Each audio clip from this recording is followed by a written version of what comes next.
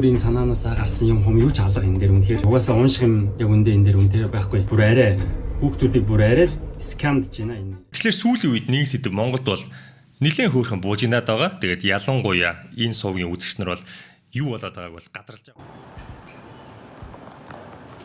2000 years later.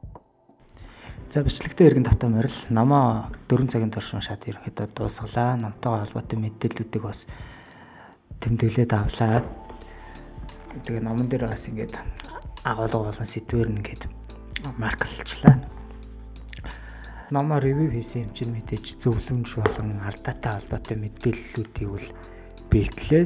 Хамгийн ихний алхам буюу ном уншицсан. Ном бол таалагдлаа. За одоо хоёр дахь алхам ChatGPT-гээс номны агуулгын хүрээнд сайн 3 агуулгыг асуухаар бол бэлтлээ. Тэгээд тэр төстэй хариулж байгаагаар нь үнэлгээ их болно. За гуравт нь яг гэхээр би өөрийн бэлдсэн зөвлөмж болон алдаатай холбоотой мэдээллүүдийг хүргээд нэгэсэндээ дүгнэлт хийж дуусгана гэсэн үг.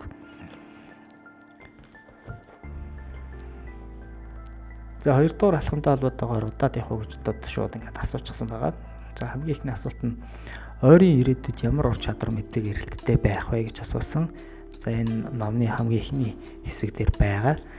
За үүнтэй холбоотойгоор ChatGPT маань юу гэж хариулсан бэ гэхээр технологийн чиглэл болон бизнес тэгээ зүйлийн ур чадвар бусад гэсэн 4 чиглэлээр тайлбарласан. За чиглэлийн хувьд бол нэлээд зөрчсөн.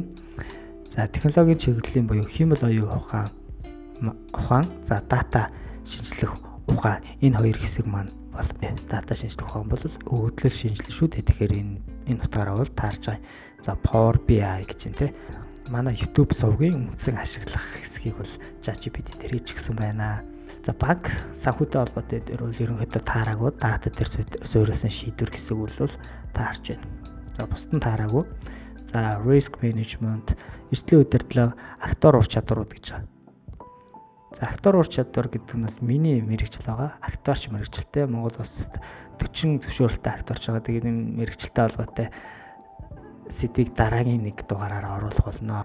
Энэ мэрэгжил бол маш сонирхолтой шүү. За ингээд бусдын ерөнхийдөө дарааг үхээр нэг энэ 20% таа дүгнэгдэж байгаамаа. За хоёр дахь агуулга хиймэл оюун ухаан, ориг ухаанаас хүчрэхгүү гэдэг. Нөгөө нэг яагаад байгаа нөгөө сэвэгдэд байгаа. Хиймэл оюун ухаан, ориг ухаанаас хүчрэхэг гэж. Яг нөгөө сэдв агуулга сонирхолтой байлгахын тулд иймэрхүү нэрүүдийг өгсөн байлаа. Одоо жишээ харуулах юм бол айлын хүүхдүүдийн жишээг хармаар гэдтэй. Тим нэр өгсөн байсан. Гэх мэтлэн ерөнхийдөө агуулгахаа нэрийг бас сонирхолтой өгөхийг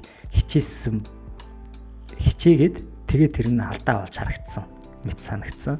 За ChatGPT-ийн хариулт бол бас 20-30% таарж байгаа. Мэдээж хиймэл оюун ухаан асуусан юм чинь хиймэл оюун ухаантай холбоотой мэдээлэл гарч ирэн шүү дээ. За ингээд асуусан чинь бас 30% таарсан.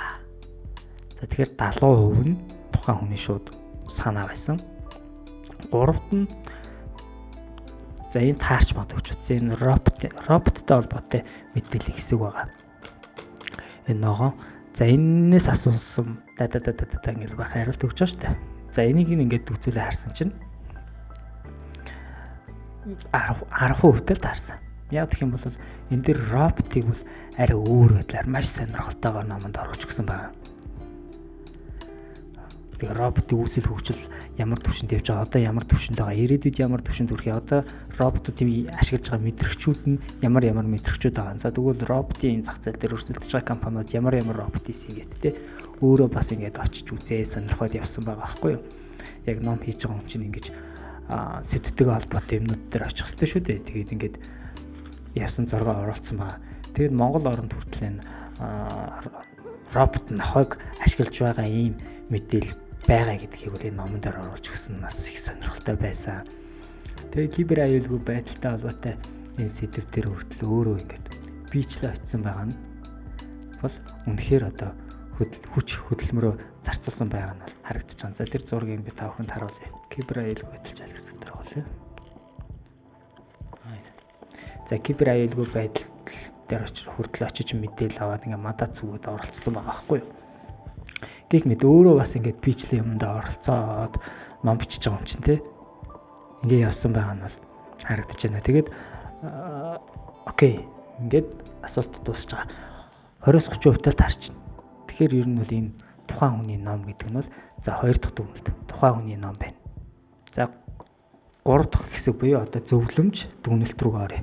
Ирээдүйд юу болох вэ? Хиймэл оюун ухааны үүсэл, хиймэл оюун ухааны хөгжил одоо хаана явж байгаа. За AGI буюу хиймэл оюун ухаан, ерөнхий хиймэл оюун ухаан гэж юу вэ? За тэгвэл super intelligence буюу супер оюун ухаан. Тэгээд ингээд дараа нь компьютерийн шинжилгээ ухаан руу орж байгаа. Чип, компьютерийн чип биш үү? Чипи одоо хөгжил одоо яг ямар түвшинд явж байгаа, яаж үйлдвэрлэгддэг те 5 татсан шүү дээ. Тэрнтэй холбоотой сонирхолтой мэдээлэл. За тэгээ робот руу орж ирж байгаа юм нөгөө. Тэгээ ингээд интернет тэгээ батас одоо нөгөө метаверсээс гаргасан ухаалаг нүдний шилэг байгаа шүү дээ. Тэрнтэй холбоотой мэдээлэл өгөл оруулсан байгаа. Хвалсан монгол хэлээр хүн уншаад шууд ойлгох үз намаа ингэж бичсэн байна. ChatGPT ингэ бичдэг болсон бол би одоо маргааш ном бичлээ. Тэгэхээр үгс үг гэхээр энэ бол 100% өөрөө бичсэн, өөрийн хүч хөдөлмөрийг оруулсан байна. Технологийн хөгжил дэвшилтэй үнэтэй холбоотойгоор мэргэжлүүд хэрхэн өөрчлөгдөх юм, ямар мэргэжлүүд халагдах гэх мэтээр мэдээлэлүүд оруулсан байгаа нь бол үнэхээр шинжлэх мэдээллүүдийг оруулж чадчихъя.